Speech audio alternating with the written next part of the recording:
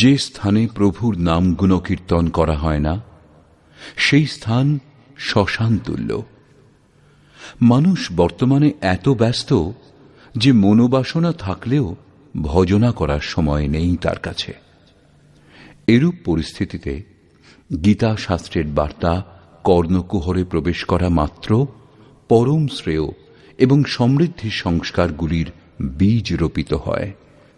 ভগবানের দিব্য সন্দেশ যথার্থ গীতা শ্রবণের মাধ্যমে সারাটা দিন কাজের মাঝেও পরম প্রভুর স্মরণ হতে থাকবে। এটাই ভজনার অবলম্বন।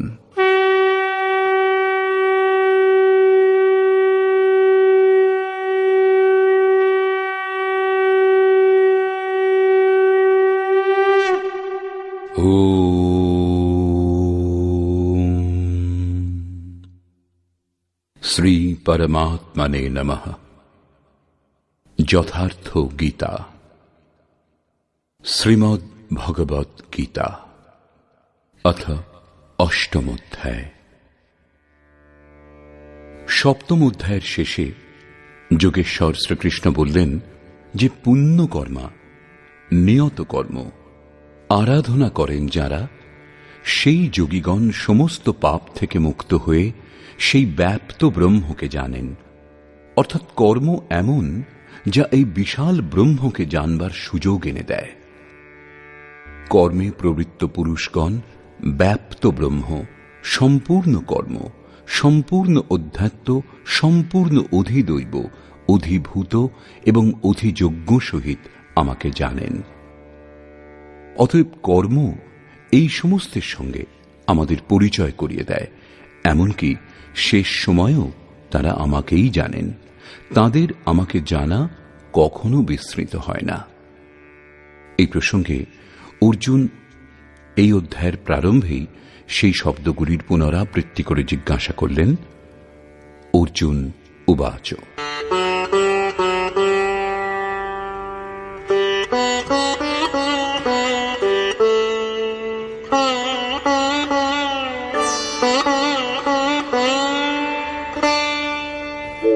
কিম তদ্ব্রহ্ম কিমধ্যাত্মম কিম কর্ম পুরুষোত্তম অধিভূতং চ কিম প্రోক্তম অধিদৈবং কিমুচ্যতে। হে পুরুষোত্তম, ব্রহ্ম কি, অধ্যাত্ম কি, কর্ম কি, অধিভূত এবং অধিদৈব কাকে বলে? অধিয়জ্ঞঃ কথম কোত্র দেহেস্মিন মধুসূদন প্রয়াণকালে চ কথম জ্ঞেয়োऽসি নিয়তাত্মভিঃ। হে মধুসূদন, এই দেহে অধিযজ্ঞ কে এবং কি রূপে অবস্থিত? প্রমাণিত হল যে অধিযজ্ঞ অর্থাৎ যজ্ঞের অধিষ্ঠাতা এইরূপ কোন পুরুষ যিনি মনুষ্য দেহধারী। সমাহিত চিত্ত পুরুষগণ মৃত্যু সময় কিভাবে আপনাকে জানতে পারেন? এই 7টি জিজ্ঞাসার ক্রমানুসারে সমাধান করবার জন্য যোগেশ্বর শ্রীকৃষ্ণ বলছেন, শ্রী ভগবান উবাচ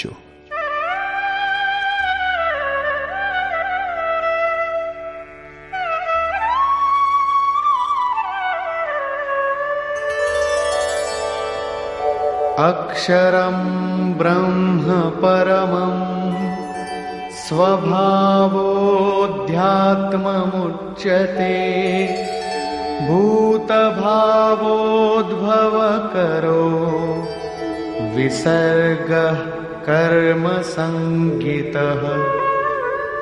অক্ষরং ব্রহ্ম পরমং, যিনি অক্ষয়, যার ক্ষয় হয় না, তাকেই পরব্রহ্ম বলে।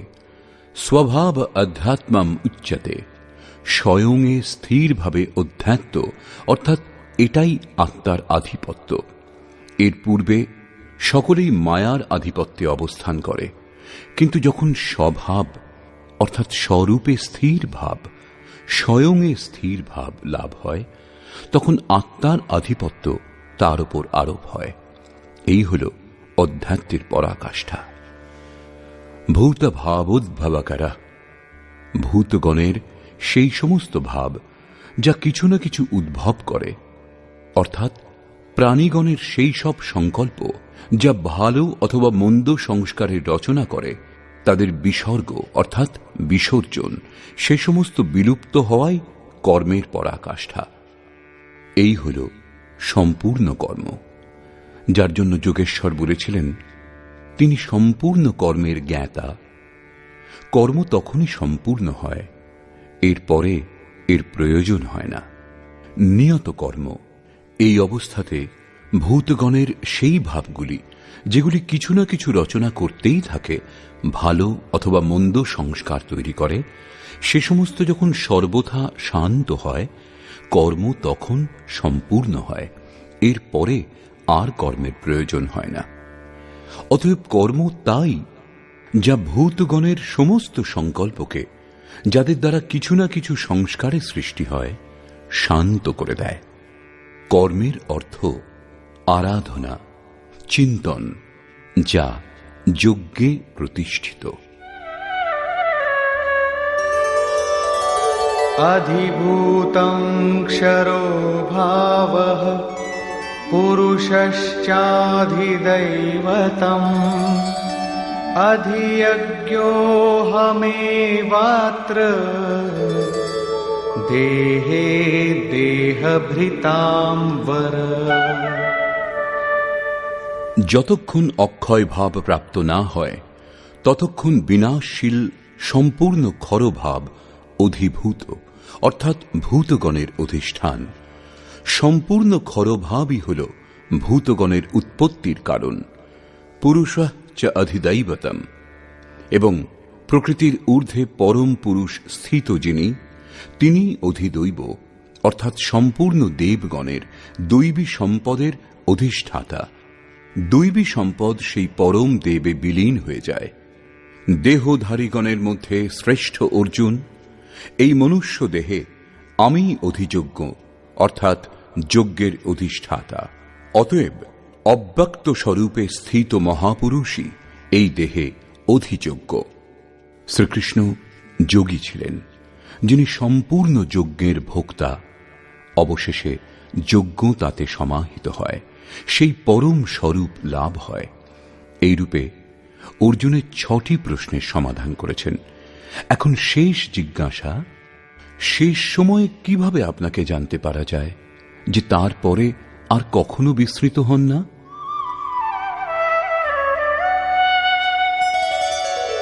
অন্তকালে চ মামেব স্মরन् মুক্ত্বা কলেবরম ইয়ঃ প্রয়াতি সমদ্ভাবম याति नास्त्यत्र संशयः। যোগেশ্বর শ্রীকৃষ্ণ বলছেন যে যিনি মৃত্যুকালে অর্থাৎ নিরুদ্ধ মনের বিলীন হওয়ার সময় আমাকে স্মরণ করতে করতে দেহের সম্বন্ধ ত্যাগ করে পৃথক হয়ে যান, তিনি মদ্ভাবং, সাক্ষাৎ আমার স্বরূপ লাভ করেন, তাতে কোনো সন্দেহ নেই। দেহের বিনাশ শুদ্ধ অন্তকাল নয়। মৃত্যুর পরেও দেহের ক্রম থেকে মুক্তি পাওয়া যায় না। প্রারব্ধ ভোগ হয়ে গেলেই মন নিরুদ্ধ হয়ে যায়, এবং যখন নিরুদ্ধ মনেরও বিলয় হয়, তখনই শেষ সময়, যার পরে দেহ ধারণ করতে হয় না। এটা ক্রিয়াত্মক, কেবল শুনে বার্তালাপে বোঝা সম্ভব নয়। যতক্ষণ বস্ত্রের মতো দেহের পরিবর্তন হচ্ছে, ততক্ষণ দেহের অন্ত কোথায় হল? নিরুদ্ধ মন। এবং যখন নিরুদ্ধ মনেরও বিলয় হয়, তখন দেহ থাকতেই দেহের সম্বন্ধগুলি বিচ্ছিন্ন হয়ে যায়। যদি মৃত্যুর পরেই এই অবস্থা লাভ হয়, তাহলে শ্রীকৃষ্ণ পূর্ণ হতেন না। তিনি বলেছেন যে বহু জন্মের অভ্যাসের পর প্রাপ্তিযুক্ত জ্ঞানী সাক্ষাৎ আমার স্বরূপ হন। আমি তাতে এবং তিনি আমাতে স্থিত হন, তাঁতে ও আমাতে লেশমাত্রও পার্থক্য থাকে না। এটাই জীবিত থাকাকালীন প্রাপ্তি। যখন আর দেহ ধারণ করতে হয় না, তখন সেটাই দেহের শেষ কাল। এটা বাস্তবিক শরীর অন্তের চিত্রণ, যার পরে আর জন্ম হয় না। অন্য শরীর অন্ত মৃত্যু, যা লোক প্রচলিত, কিন্তু এই শরীর অন্তের পর আবার জন্ম হয়। यं यं वापि स्मरन् भावं त्यजत्यन्ते कलेवरं तं तमेवैति कौन्तेय सदा तद्भावभावितः। কৌন্তেয়, মৃত্যুকালে মানুষ যে যে ভাব চিন্তা করতে করতে দেহত্যাগ করে, সেই সেই ভাবকেই প্রাপ্ত হয়। তাহলে তো খুব সোজা আদান প্রদান। আজীবন আনন্দ করে মৃত্যুর সময় ভগবানের স্মরণ করে নিলেই হয়। কিন্তু শ্রীকৃষ্ণের অনুসারে এরূপ হয় না। সদা তদ্ভাব ভাবিতঃ, সেই ভাবেরই চিন্তন করতে সমর্থ হন যে ভাবের চিন্তন আজীবন করেছেন। আজীবন যা চিন্তা করে এসেছেন সেটাই মনের মধ্যে প্রতিফলিত হয়, এর অন্যথা হয় না। অতএব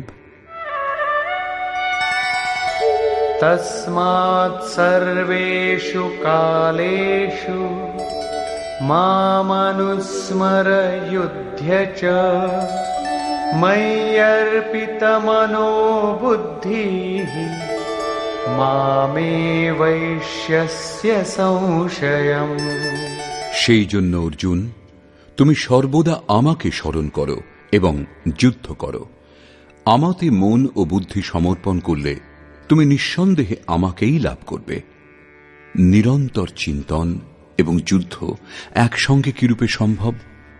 নিরন্তর চিন্তন এবং যুদ্ধের স্বরূপ কি তাহলে এরূপ যে জয় কানহাইয়া লাল কি, জয় ভগবান কি, এই বলে বলে স্বরসন্ধান করতে থাকবেন? কিন্তু স্মরণের স্বরূপ এর পরের শ্লোকে স্পষ্ট করে যোগেশ্বর বলছেন,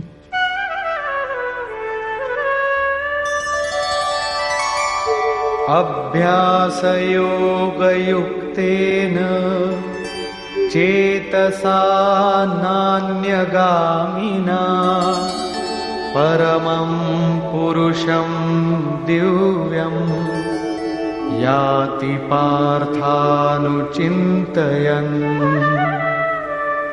হে পার্থ, সেই স্মরণের জন্য যোগাভ্যাসে যুক্ত হয়ে, অর্থাৎ আমার চিন্তন এবং যোগের অভ্যাস একে অন্যের পর্যায়ভুক্ত, অনন্যগামী চিত্তে নিরন্তর চিন্তন করতে করতে যোগী পরম প্রকাশ স্বরূপ দিব্য পুরুষ অর্থাৎ পরমাত্মাকে লাভ করেন। মনে করুন এই পেন্সিলটা ভগবান, তাহলে এখন এটা ছাড়া অন্য কোনো বস্তুর স্মরণ উচিত নয়। এর আশেপাশে যদি আপনি বই অথবা অন্য কিছু দেখতে পান, তাহলে আপনার স্মরণ খণ্ডিত হয়ে গেছে। স্মরণ যখন এইরূপ সূক্ষ্ম হয় যে ইষ্টের অতিরিক্ত অন্য কোনো বস্তুর স্মরণ পর্যন্ত হয় না, মনে তরঙ্গও ওঠে না, তাহলে এখন কথা হলো যে স্মরণ এবং যুদ্ধ একসঙ্গে কি করে হবে? বস্তুত যখন আপনি চিত্তকে সব দিক থেকে সংযত করে নিজের একমাত্র আরাধ্যের স্মরণে প্রবৃত্ত হবেন, তখন মায়াময় প্রবৃত্তিরূপে কাম, ক্রোধ, রাগ, দ্বেষ বাধারূপে উপস্থিত হবে। আপনি স্মরণ করে যাবেন, কিন্তু তারা আপনার অন্তরে উদ্বেগের সৃষ্টি করবে, আপনার মনকে স্মরণ থেকে বিচলিত করবার চেষ্টা করবে। এই বাহ্য প্রবৃত্তিগুলির পারে যাওয়াই যুদ্ধ। নিরন্তর চিন্তনের সঙ্গেই যুদ্ধ সম্ভব, অর্থাৎ নিরন্তর চিন্তনে প্রবৃত্ত থাকবার চেষ্টা করে যাওয়াই যুদ্ধ। গীতাশাস্ত্রের একটা শ্লোকও বাহ্য জগতের হত্যাকাণ্ডের সমর্থন করে না। চিন্তন কার করা হবে? এই প্রসঙ্গে বলছেন, কবিম পুরাণমনুশাসিতারম अणोरणीयां समनुस्मरेत्यः सर्वस्य धातारमचिन्त्य रूपम् आदित्यवर्णं तमस परस्तात्। সেই যুদ্ধের সঙ্গে ওই পুরুষ সর্বজ্ঞ, অনাদি, সকলের নিয়ন্তা, সূক্ষ্ম থেকেও সূক্ষ্ম, সকলের ধারণ পোষণ করেন যিনি, অথচ অচিন্ত স্বরূপ। যতক্ষণ চিত্ত এবং চিত্তের তরঙ্গ বিদ্যমান ততক্ষণ তাকে দর্শন করা সম্ভব নয়। যখন নিরুদ্ধ চিত্তের বিলীন হয় তখনই তাকে জানা সম্ভব হয়। নিত্য প্রকাশ স্বরূপ এবং অবিদ্যার অতীত সেই পরমাত্মার স্মরণ করেন। পূর্বে বলেছেন আমার চিন্তন করেন, এখানে বলছেন পরমাত্মার। অতএব সেই পরমাত্মার চিন্তনের ধ্যানের মাধ্যম তত্ত্বস্থিত মহাপুরুষ। এই ক্রমেই प्रयाणकाले मनसाचलेन भक्त्या युक्तो योगबलेन चैव भ्रुवोर्मध्ये प्राणमावेश्य सम्यक् सतं परं पुरुषमुपैति दिव्यम्। যিনি নিরন্তর সেই পরমাত্মার স্মরণ করেন, সেই ভক্তিযুক্ত পুরুষ প্রয়াণকালে, মনের বিলয়কালে যোগবলে অর্থাৎ নিয়ত কর্মের আচরণ করে, ভ্রুযুগলের মধ্যে প্রাণ উত্তম রূপে স্থাপন করে, প্রাণ অপানকে সম করে অন্তরে উদ্বেগের সৃষ্টি হবে না, বাহ্য সংকল্পও গ্রহণ করা হবে না। সত্য, রজ ও তম উত্তম রূপে শান্ত হবে, স্মৃতি ইষ্টে স্থিত হবে। সেই কালে সেই অচল মন অর্থাৎ স্থির বুদ্ধি পুরুষ, ওই দিব্য পুরুষ পরমাত্মাকে লাভ করেন। সতত স্মরণীয় যে সেই একমাত্র পরমাত্মার প্রাপ্তির বিধান যোগ। তার জন্য নিয়ত ক্রিয়ার আচরণই যোগক্রিয়া, যার সবিস্তার বর্ণনা যোগেশ্বর ৪র্থ থেকে ৬ষ্ঠ অধ্যায়ে করেছেন। এখন তিনি বলছেন, নিরন্তর আমাকেই স্মরণ করো। কি রূপে করা হবে? এই যোগ ধারণায় স্থির থেকে করতে হবে। যিনি এই রূপ কর্ম করেন তিনি সেই দিব্য পুরুষকে লাভ করেন, যিনি আর কখনো বিস্মৃত হন না। এখানে এই জিজ্ঞাসার সমাধান হল, প্রয়াণকালে আপনাকে কি রূপে জানা সম্ভব? প্রাপ্ত যোগ্য পদের স্মরণ করে দেখুন, যার উল্লেখ গীতাশাস্ত্রে বিভিন্ন স্থানে করা হয়েছে। यदक्षरं वेदविदो वदन्ति विशन्ति यद्यतयो वीतरागाः यदिच्छन्तो ब्रह्मचर्यं चरन्ति तत्ते पदं संग्रहेण प्रवक्ष्ये। वेदविद অর্থাৎ অবিদিত তত্ত্বকে যারা প্রত্যক্ষভাবে জানেন এবং যে পরম পদকে অক্ষরম অক্ষয় বলেন, বিতরাগ মহাত্মা যাতে প্রবেশের জন্য যত্নশীল এবং পরম পদ লাভ করবার জন্য ব্রহ্মচর্যের পালন করেন। এখানে ব্রহ্মচর্যের অর্থ কেবলমাত্র জননেন্দ্রিয়ের সংযম নয়, পরন্তু ব্রহ্ম আচরতি স ব্রহ্মচারী, বাহ্য স্পর্শ মন থেকে ত্যাগ করে নিরন্তর ব্রহ্মের চিন্তন স্মরণই ব্রহ্মচর্য। এরূপ আচরণে ব্রহ্মের দর্শন, তাতে স্থিতি এবং শান্তি লাভ হয়। এই আচরণ দ্বারা ইন্দ্রিয় সংযমই নয়, পরন্তু সকল ইন্দ্রিয় সংযম স্বাভাবিকভাবে হয়ে যায়। যিনি এইরূপ ব্রহ্মের আচরণ করেন, যা হৃদয়ে সংগ্রহের যোগ্য, ধারণের যোগ্য, সেই পরম পদের সম্বন্ধে আমি তোমাকে বলবো। সেই পদ কি রূপে লাভ হয়? এই প্রসঙ্গে যোগেশ্বর শ্রীকৃষ্ণ বলছেন, सर्वद्वाराणि संयम्य मनोहृदि निरुध्य च मूर्ध्याधायात्मनः प्राणम् आस्थितो योगधारणा।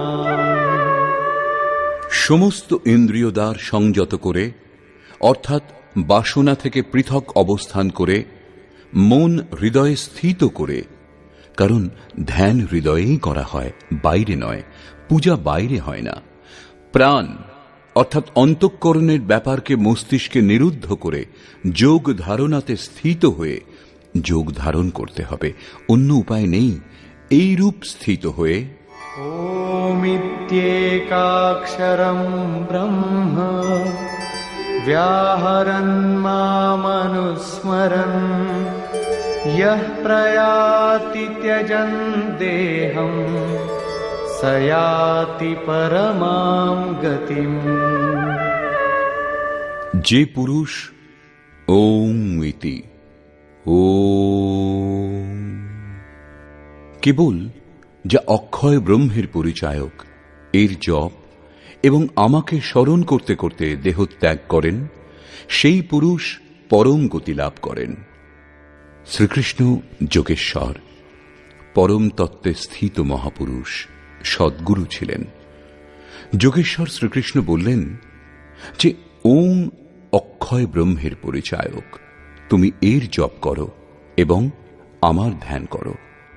প্রাপ্তিযুক্ত প্রত্যেক মহাপুরুষের নাম তাই হয় যা তারা লাভ করেন, যার মধ্যে তারা বিলীন হন। সেই নাম ওম এবং রূপ নিজের বললেন। যোগেশ্বর কৃষ্ণ কৃষ্ণ জপ করবার নির্দেশ দেননি। কালান্তরে ভাবুকগণ তার নাম জপ করতে শুরু করে দেয় এবং শ্রদ্ধা অনুসারে ফলও পেয়ে থাকে। যেমন মানুষের শ্রদ্ধা যেখানেই হয় সেখানেই আমি তার শ্রদ্ধা স্থির করি এবং আমি ফলের বিধানও করি। ভগবান শিব রাম নাম জপ করবার জন্য জোর দিয়েছেন। रमन्ते योगिनो यस्मिन स रामः रा और म के बीच में कविरा रहा लुकाया। রা ও ম এই দুই অক্ষরের অন্তরালে কবির নিজের মনকে স্থির করতে সক্ষম হয়েছিলেন। শ্রীকৃষ্ণ ওম জপ করবার উপর জোর দিচ্ছেন। ওহম স ওম অর্থাৎ ওই সত্তা আমার মধ্যে আছেন, বাইরে খুঁজতে শুরু করে দেবেন না যেন। এই ওম পরম সত্তার পরিচয় প্রদান করে শান্ত হয়ে যায়। বাস্তবে সেই প্রভুর নাম অনন্ত, কিন্তু জপ করবার জন্য সেই নাম সার্থক যা ছোট, শ্বাসে লীন হয়ে যায় এবং পরমাত্মা এক বোধ করিয়ে দেয়। তাঁকে ভুলে বহু দেবী দেবতার অবিবেকপূর্ণ কল্পনাতে জড়িয়ে লক্ষ্য থেকে দৃষ্টি সরিয়ে দেবেন না। পূজ্য মহারাজজি বলতেন, আমার রূপ চিন্তা করবে এবং শ্রদ্ধা অনুসারে যে কোনো 2-2.5 অক্ষরের নাম ওম, রাম, শিব এদের মধ্যে থেকে একটা বেছে তার জপ করবে। তার চিন্তন এবং তারই অর্থ স্বরূপ ইষ্টের স্বরূপের ধ্যান করবে। ধ্যান সদ্গুরুদেবেরই করা হয়। আপনি রাম, কৃষ্ণ অথবা বিতরাগ বিষম ওয়া চিত্তম বিতরাগ মহাত্মাগণের অথবা যথাভিমত ধ্যানাদ্বা যে কোনো মহাপুরুষের স্বরূপের ধ্যান করুন। তিনি অনুভবে আপনার সঙ্গে মিলিত হবেন এবং আপনার সমকালীন কোনো সদ্গুরুর দিকে এগিয়ে দেবেন, যার মার্গদর্শনে আপনি ধীরে ধীরে প্রকৃতির ক্ষেত্রের পারে চলে যাবেন। আগে আমিও এক দেবতার, শ্রীকৃষ্ণের বিরাট রূপ, সেই ছবির ধ্যান করতাম, কিন্তু পূজ্য মহারাজজির ভাবধারায় প্রবাহিত হয়ে তা শান্ত হয়ে গেছে। প্রারম্ভিক সাধক নাম জপ করেন ঠিকই, কিন্তু মহাপুরুষের স্বরূপের ধ্যান করতে তারা ইতস্তত বোধ করেন, অর্জিত সংস্কার ত্যাগ করতে পারেন না। যোগেশ্বর শ্রীকৃষ্ণ অন্য দেবতার ধ্যান করতে নিষেধ করেছেন। অতএব পূর্ণ সমর্পণের সঙ্গে কোনো জ্ঞানী মহাপুরুষের শরণাগত হলেই পুণ্য পুরুষার্থ সবল হবে এবং কুতর্কগুলি শান্ত হবে, যার ফলে যথার্থ ক্রিয়াতে প্রবেশ লাভ হবে। যোগেশ্বর শ্রীকৃষ্ণের অনুসারে ওম জপ এবং পরমাত্মস্বরূপ সদ্গুরুর স্বরূপের নিরন্তর স্মরণ করলে মন নিরুদ্ধ এবং বিলীন হয়ে যায় এবং পরক্ষণেই দেহের সম্বন্ধ বিচ্ছিন্ন হয়ে যায়। কেবল মৃত্যু হলেই দেহধারণ থেকে মুক্তি পাওয়া যায় না। অনন্যচেতাঃ সততং यो मां स्मरति नित्यशः तस्याहं सुलभः पार्थ नित्ययुक्तस्य योगिनः। আমা ব্যতীত কাউকে চিত্তে ঠাঁই দেন না, অর্থাৎ অনন্য চিত্ত হয়ে যিনি নিরন্তর আমার স্মরণ করেন, সেই নিত্য আমাতে যুক্ত যোগীর কাছে আমি সহজলভ্য। আপনি সহজলভ্য হলে কি লাভ? मामुपेत्य पुनर्जन्म दुःखालयमशाश्वतम् नाप्नुवन्ति महात्मानः संसिद्धिं परमां गताः। আমাকে লাভ করলে তাদের দুঃখের স্থান স্বরূপ ক্ষণভঙ্গুর পুনর্জন্ম হয় না, পরন্তু পরম সিদ্ধি লাভ হয়। অর্থাৎ আমাকে লাভ করা অথবা পরম সিদ্ধি লাভ করা একই কথা। কেবল তাঁদের পুনর্জন্ম হয় না যারা ভগবানকে লাভ করেছেন। তাহলে পুনর্জন্মের সীমা কত দূর পর্যন্ত?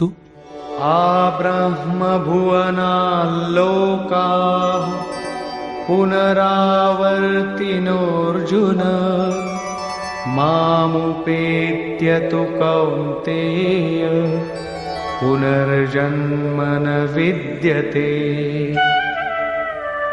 অর্জুন, ব্রহ্মা থেকে শুরু করে কীট পতঙ্গাদি সমস্ত লোকই পুনরাবর্তনশীল, জন্মগ্রহণ করে ও মৃত্যু হয় এবং পুনঃ পুনঃ এই ক্রমেই চলতে থাকে। কিন্তু কৌন্তেয়, আমাকে লাভ করলে আর পুনর্জন্ম হয় না। ধর্মগ্রন্থগুলিতে লোক লোকান্তরের পরিকল্পনা ঈশ্বর পথের বিভূতিগুলির বোধ করিয়ে দেয়, যা হল আন্তরিক অনুভব। অন্তরিক্ষে এমন কোনো গর্ত নেই যেখানে কীট দংশন করে, এবং কোনো প্রাসাদও নেই যাকে স্বর্গ বলা হয়। দৈবী সম্পদযুক্ত পুরুষই দেবতা এবং আসুরী সম্পদযুক্ত মানুষই অসুর। স্বয়ং শ্রীকৃষ্ণের আত্মীয় কংস রাক্ষস এবং বানাসুর দৈত্য ছিল। দেব, মানব, তির্যক যোনিগুলি হল বিভিন্ন লোক। শ্রীকৃষ্ণের অনুসারে এই জীবাত্মা মন এবং 5টি ইন্দ্রিয়কে নিয়ে জন্ম জন্মান্তরের সংস্কার সমূহের অনুরূপ নতুন দেহ ধারণ করে। যে দেবতাদের অমর বলা হয় তারাও মরণ ধর্মা। ক্ষীণে পূর্ণে মর্ত্যলোকম বিশন্তি। এর থেকে বেশি ক্ষতি কি হতে পারে? সেই দেবদেহে কি লাভ যাতে সঞ্চিত পুণ্য শেষ হয়ে যায়? দেবলোক, পশুলোক, কীট পতঙ্গাদি সমস্ত লোক ভোগ লোক মাত্র।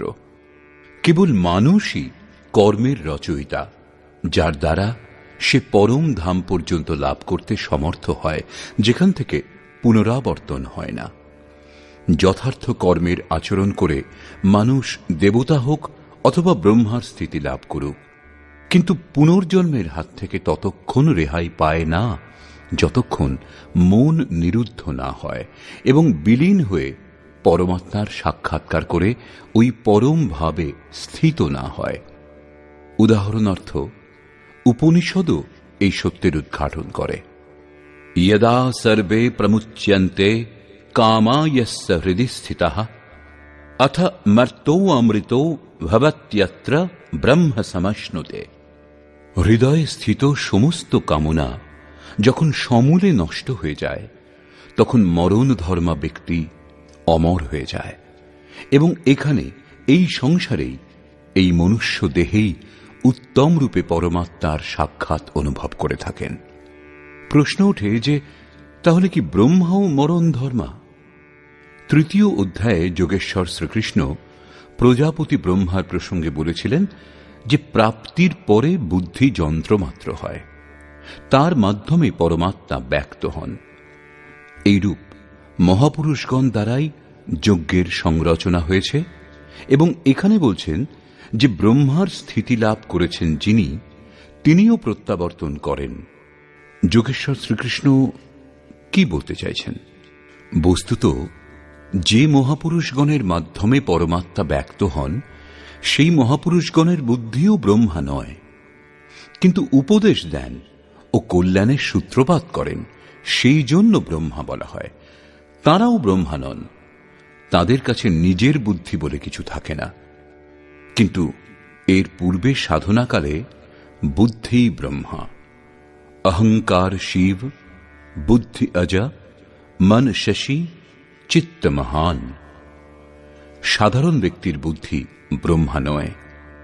বুদ্ধি যখন ইষ্টে স্থিত হয়, তখনই ব্রহ্মার রচনা হয়, যার 4টি সোপান সম্বন্ধে মনীষীগণ বলেছেন।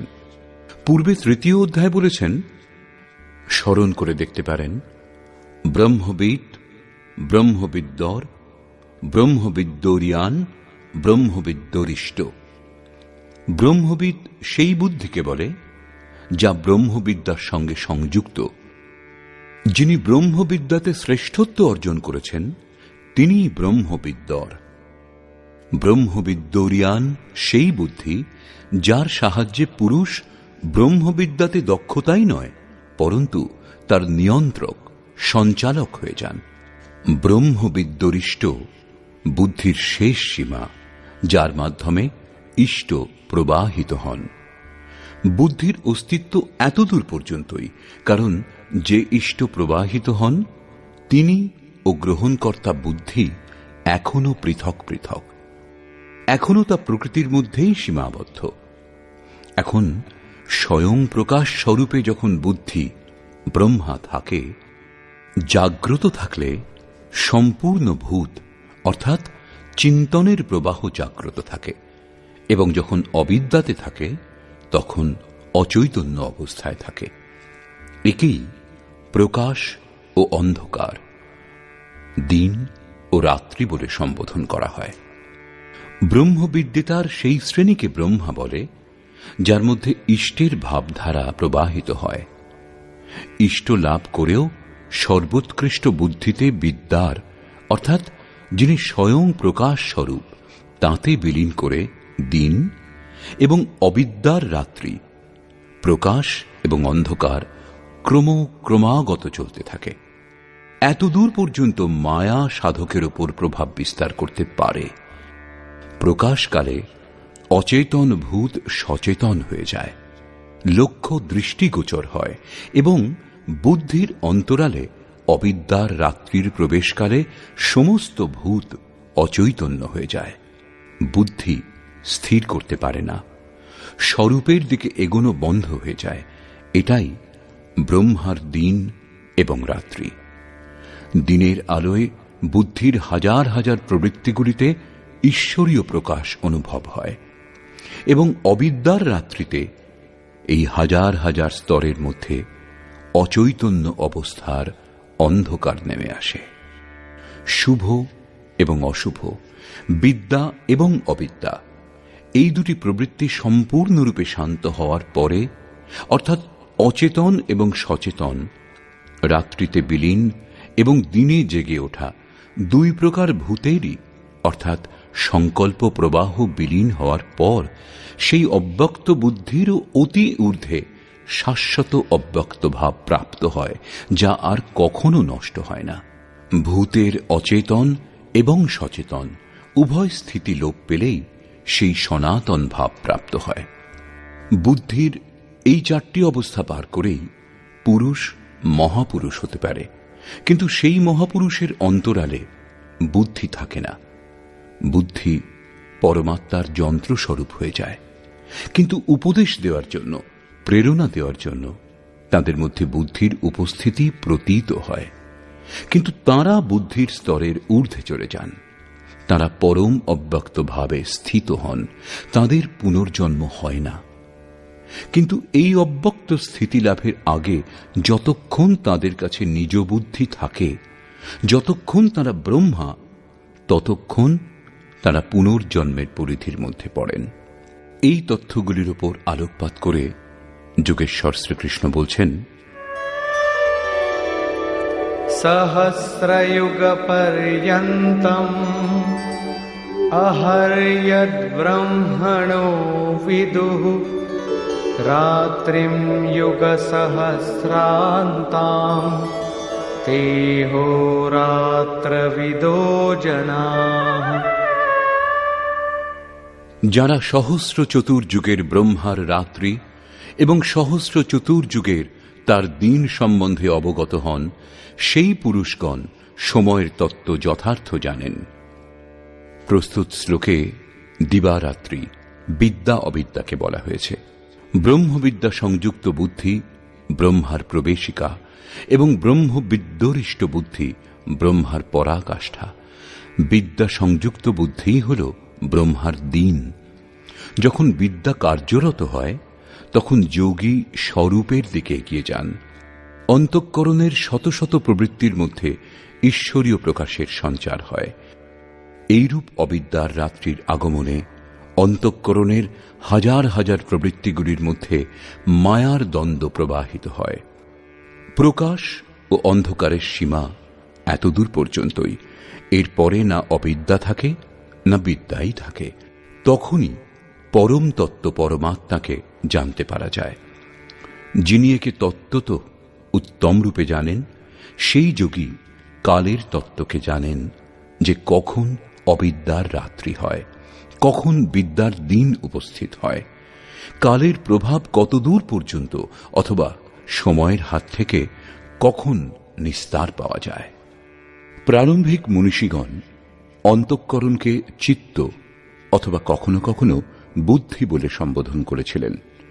কালান্তরে অন্তঃকরণকে মন, বুদ্ধি, চিত্ত এবং অহংকার এই চারটি প্রমুখ বৃত্তিতে বিভাজন করা হয়েছে, যদিও অন্তঃকরণের প্রবৃত্তি অনন্ত। বুদ্ধির অন্তরালেই অবিদ্যার রাত্রি বিদ্যমান এবং সেই বুদ্ধিতেই বিদ্যার দিনও বর্তমান। একেই ব্রহ্মার রাত্রি ও দিন বলে। জগৎরূপ রাত্রিতে সমস্ত জীব অচৈতন্য হয়ে পড়ে আছে। প্রকৃতিতে ভ্রান্ত হয়ে তাদের বুদ্ধি সেই প্রকাশ স্বরূপকে দেখতে পায় না। কিন্তু যিনি যোগের আচরণ করেন, তিনি চেতনা লাভ করে স্বরূপের দিকে এগিয়ে যান। যেমন গোস্বামী তুলসীদাস রামচরিত মানসে লিখেছেন, কবহু দিবস মহ নিবিড়তম কবহু প্রগট পতঙ্গ বিনসই উপজয়ী জ্ঞান জিমি পাই কুসঙ্গ সুসঙ্গ। বিদ্যার সঙ্গে সংযুক্ত বুদ্ধি কুসঙ্গে পড়ে অবিদ্যাতে পরিণত হয়। পুনরায় সুসঙ্গ লাভ করে সেই বুদ্ধিতেই বিদ্যার সঞ্চার হয়। এই উত্থান পতন সাধনা সম্পূর্ণ না হওয়া পর্যন্ত চলতে থাকে। সম্পূর্ণ হওয়ার পরে বুদ্ধি, ব্রহ্মা, রাত্রি, দিন কিছুই থাকে না। এই হল ব্রহ্মার দিবারাত্রির রূপক। হাজার হাজার বছর দীর্ঘ রাত্রি হয় না, হাজার হাজার চতুর্যুগের দিনও হয় না, এবং চার মুখ যুক্ত কোনো ব্রহ্মাও নেই। বুদ্ধির উপরোক্ত চারটি ক্রমিক অবস্থায় ব্রহ্মার চারটি মুখ এবং অন্তঃকরণের চারটি প্রমুখ প্রবৃত্তি তার চতুর্যুগ। এই প্রবৃত্তিগুলিতেই রাত্রি ও দিন ঘটে থাকে। যারা এই রহস্য সম্বন্ধে তত্ত্বত অবগত, সেই যোগীগণ কালের রহস্য সম্বন্ধে অবগত, যে কালের প্রভাব কত দূর পর্যন্ত এবং কোন পুরুষ কালের অতীত হন। দিবারাত্রি বিদ্যা অবিদ্যাতে কার্য ঘটে থাকে, তা যোগেশ্বর শ্রীকৃষ্ণ স্পষ্ট করছেন।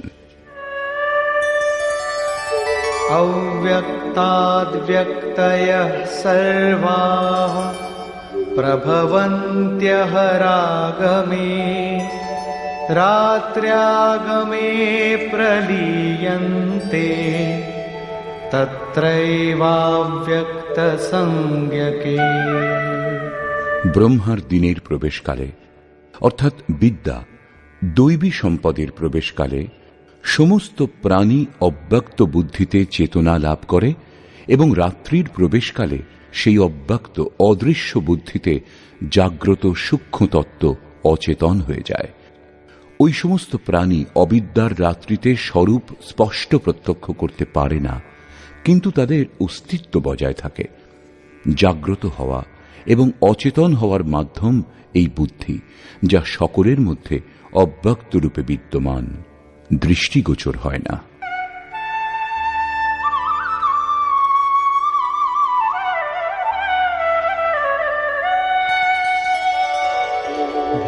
भूतग्रामः स एवायं भूत्वा भूत्वा प्रलीयते रात्र्यागमे वशः पार्थ प्रभवत्यः रागमे। হে পার্থ, এইরূপ সমস্ত প্রাণী জাগ্রত হয়ে প্রকৃতির বশীভূত হয়ে অবিদ্যারূপী রাত্রির সমাগমে অচেতন হয়ে যায়। তারা বুঝতে পারে না যে তাদের লক্ষ্য কি। দিনের সমাগমে তারা পুনরায় জাগ্রত হয়। যতক্ষণ বুদ্ধি থাকে ততক্ষণ এর অন্তরালে বিদ্যা ও অবিদ্যার ক্রম চলতে থাকে, ততক্ষণ সেই সাধক মহাপুরুষ নয়। परस्तस्मात्तु भावोऽन्यो व्यक्तो व्यक्तात् सनातनः यः सः सर्वेषु भूतेषु नश्यत्सु न विनश्यति। ব্রহ্মা অর্থাৎ বুদ্ধি অব্যক্ত, ইন্দ্রিয়গ্রাহ্য নয়, এবং এর থেকেও পর সনাতন অব্যক্ত ভাব, যা সমস্ত ভূতের বিনাশ হলেও বিনাশ হয় না, অর্থাৎ বিদ্যাতে সচেতন এবং অবিদ্যাতে অচেতন, দিনে উৎপন্ন এবং রাত্রিতে বিলীন ভাবযুক্ত অব্যক্ত ব্রহ্মারও বিলীন হবার পরে সেই সনাতন অব্যক্ত ভাব প্রাপ্ত হয়, যার বিনাশ হয় না।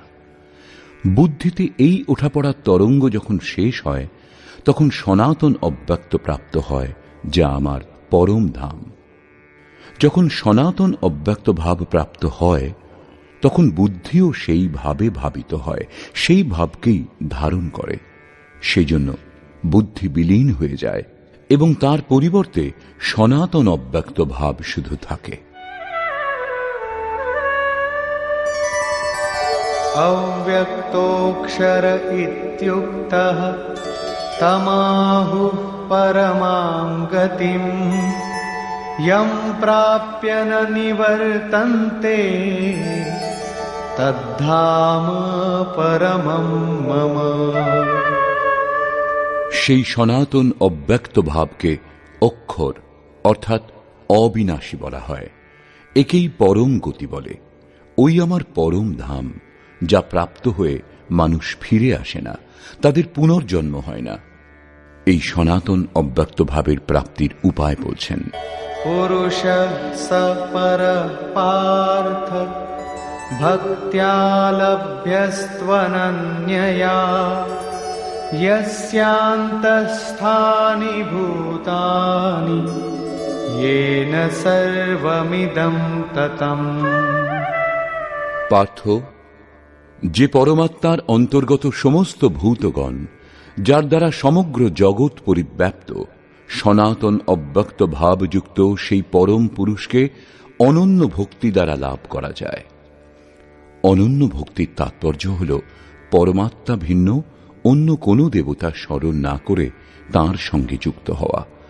অনন্যভাবে সংযুক্ত পুরুষ কতক্ষণ পুনর্জন্মের সীমার মধ্যে থাকেন এবং কখন তারা পুনর্জন্মের অতিক্রমণ করেন, এই প্রসঙ্গে যোগেশ্বর বলছেন, यत्र काले त्वनावृत्तिं आवृत्तिं चैव योगिनः प्रयाता यान्ति तं कालं वक्ष्यामि भरतर्षभ। হে অর্জুন, যে কালে দেহ ত্যাগ করলে যোগীগণ পুনর্জন্ম লাভ করেন না এবং যে কালে দেহ ত্যাগ করলে পুনর্জন্ম লাভ করেন, এখন আমি সেই কালের কথা বলবো।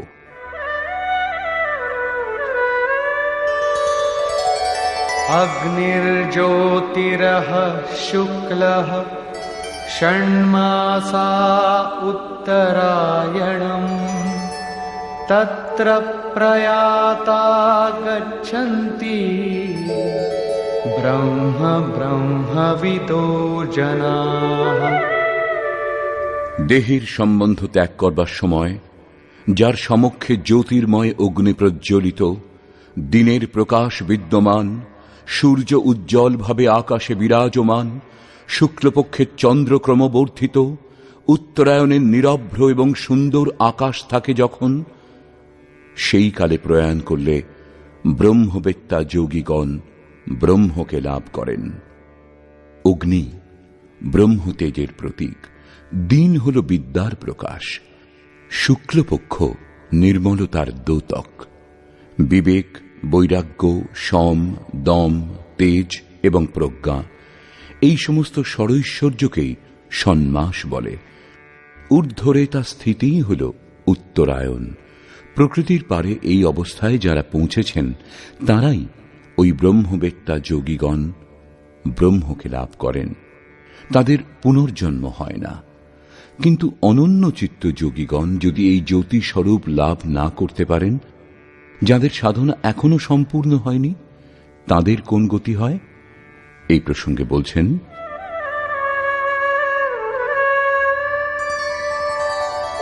ধূমো রাত্রিস্তথা কৃষ্ণঃ ষণ্মাসা দক্ষিণায়নম তত্র চান্দ্রমসং জ্যোতিঃ যোগী প্রাপ্য নিবর্ততে। যার প্রয়াণকালে ধূম আচ্ছন্ন হয়, যোগাগ্নি অর্থাৎ অগ্নিযজ্ঞ প্রক্রিয়ায় উৎপন্ন অগ্নিস্বরূপ ধূম দ্বারা আচ্ছাদিত থাকে, অবিদ্যার রাত্রি অন্ধকারে থাকে, কৃষ্ণপক্ষের চন্দ্রমা ক্ষীণ হতে থাকে, কালিমার বাহুল্য থাকে, ষড়বিকার অর্থাৎ কাম, ক্রোধ, লোভ, মোহ, মদ ও মৎস্যযুক্ত দক্ষিণায়ন অর্থাৎ বহির্মুখী হয়, যে পরমাত্মা থেকে এখনো দূরে, সেই যোগীকে পুনরায় জন্ম নিতে হয়। তাহলে কি দেহের সঙ্গে সেই যোগীর সাধনা নষ্ট হয়ে যায়? এই প্রসঙ্গে যোগেশ্বর শ্রীকৃষ্ণ বলছেন, শুক্ল কৃষ্ণে গতি হেতে জগতঃ শাশ্বতে মতে একয়া यात्यनावृत्तिं अन्यया वर्तते पुनः। শুক্ল এবং কৃষ্ণ এই দুই প্রকারের গতি জগতে শাশ্বত, অর্থাৎ সাধনের কখনো বিনাশ হয় না। এক অর্থাৎ শুক্ল অবস্থাতে প্রয়াণ করেন যিনি, তিনি পরম গতি প্রাপ্ত হন, এবং অন্য অবস্থাতে যার মধ্যে ক্ষীণ প্রকাশ এবং কালিমা বাকি থাকে, এইরূপ অবস্থাতে প্রয়াণ করেন যিনি, তাকে পুনরায় দেহ ধারণ করতে হয়। যতক্ষণ পূর্ণ প্রকাশ লাভ না হয় ততক্ষণ ভজন করবার প্রয়োজন হয়। প্রশ্নটি সম্পূর্ণ হল। এখন এর সাধনের উপর পুনরায় জোর দিলেন। নৈতে স্মৃতি পার্থ জানন যোগী মুহ্যতি কশ্চন তস্মাৎ সর্বেষু কালেষু যোগযুক্তো ভবার্জুন। হে পার্থ, এইরূপ উভয় মার্গ সম্বন্ধে অবগত হয়ে কোন যোগী মোহগ্রস্ত হন না। তিনি জানেন যে পূর্ণ প্রকাশ লাভ হলে ব্রহ্মকে লাভ করবেন, এবং ক্ষীণ প্রকাশ থাকলেও পুনর্জন্মে সাধনের নাশ হয় না। দুটি গতি শাশ্বত। অতএব অর্জুন, তুমি সর্বকালে যোগে যুক্ত হও, অর্থাৎ নিরন্তর সাধন করো। বেদেষু যজ্ঞেষু তপস্সু চৈব দানেষু যৎ পুণ্যফলম প্রদিষ্টম অত্যেতি তৎসর্বমিদং বিদিত্বা যোগী পরম স্থানমুপৈতি চাদ্যম। যোগী পুরুষ সাক্ষাৎকার করে, এইরূপ অবগত হয়ে, স্বীকার করে নয়, বেদ, যজ্ঞ, তপস্যা এবং দানের পুণ্য ফলগুলিকে নিঃসন্দেহে অতিক্রমণ করেন এবং সনাতন পরম পদ লাভ করেন। অবিদিত পরমাত্মাকে সাক্ষাৎ জানার নাম বেদ। সেই অবিদিত তত্ত্বকে অবগত হলে কি জানা বাকি থাকে? অতএব সম্পূর্ণ জ্ঞান হবার পরে বেদের প্রয়োজন থাকে না, কারণ যিনি অবগত তিনি এখন ভিন্ন নন।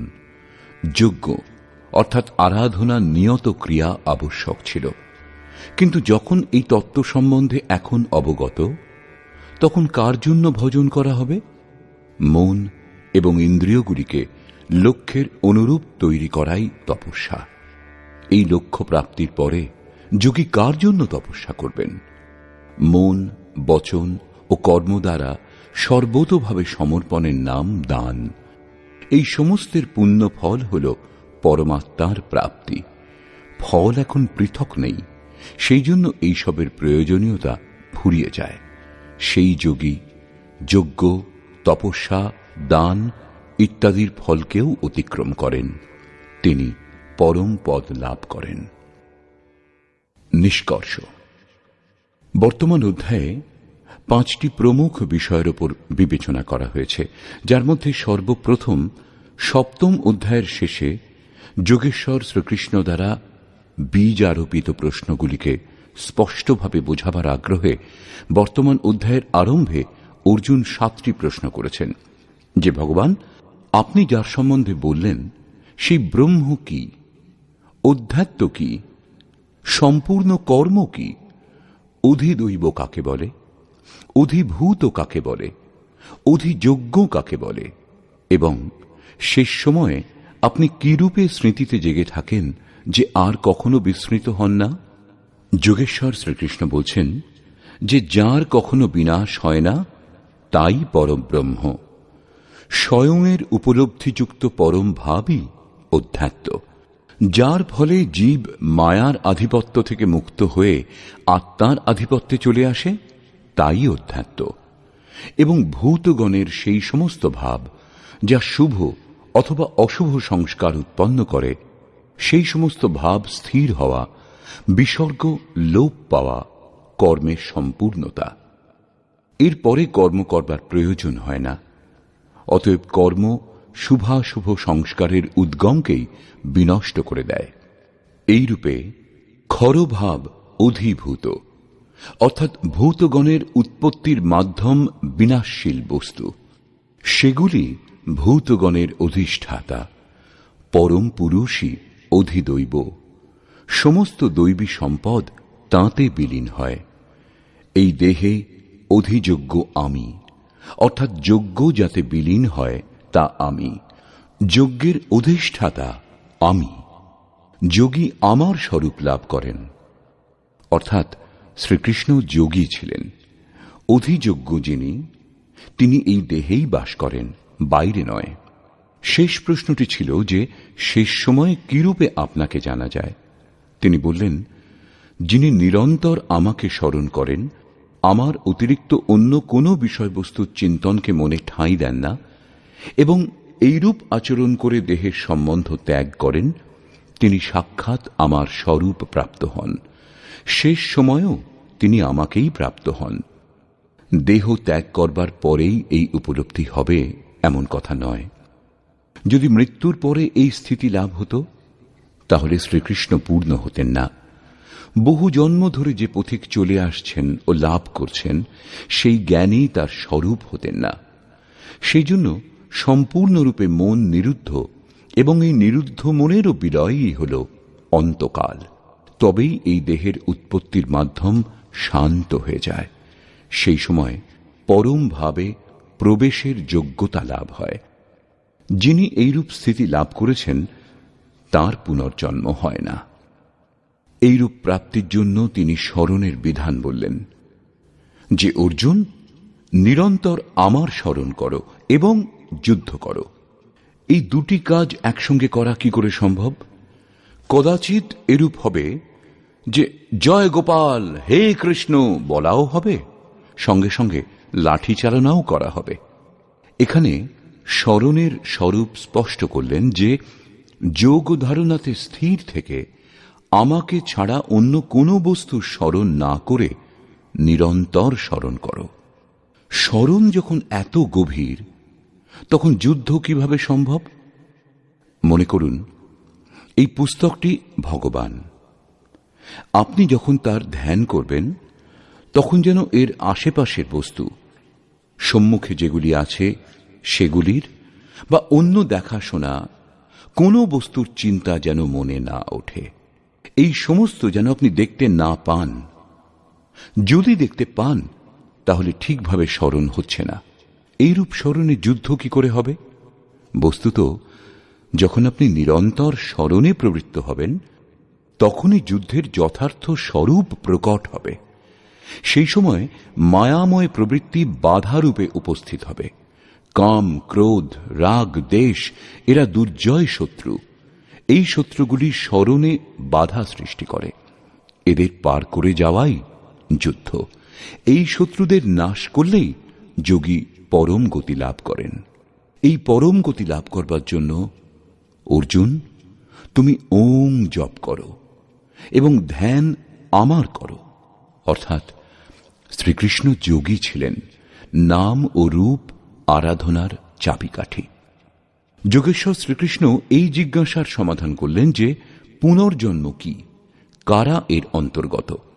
তিনি বললেন, ব্রহ্মা থেকে শুরু করে যাবৎমাত্র জগৎ পুনরাবর্তী নিয়মের অন্তর্ভুক্ত এবং এদের সমাপ্তির পরেও আমার পরম অব্যক্ত ভাব এবং তাতে স্থিতি সমাপ্ত হয় না।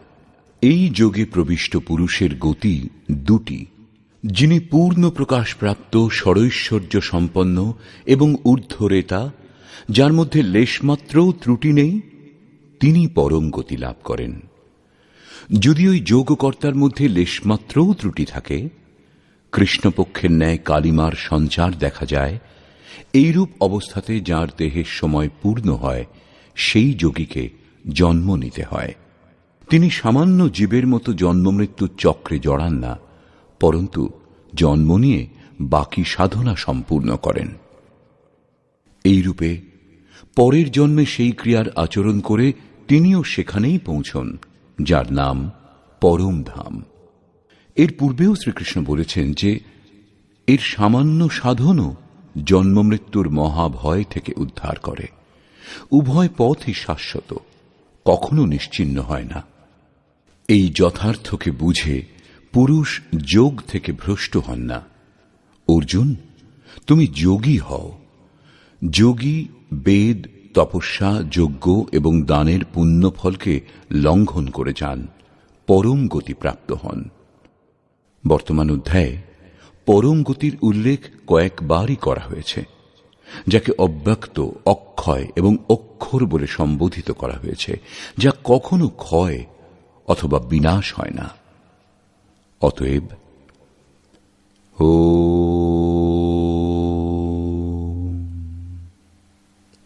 এই প্রকার শ্রীমদ্ ভগবদ্ গীতারূপী উপনিষদ এবং ব্রহ্মবিদ্যা তথা যোগশাস্ত্র বিষয়ক শ্রীকৃষ্ণ অর্জুনের সংবাদে অক্ষর ব্রহ্মযোগ নামক অষ্টম অধ্যায় পূর্ণ হল।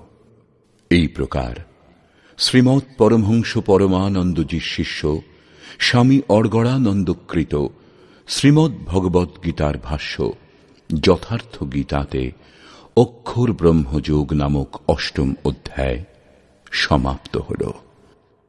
হরি ওম তৎসৎ।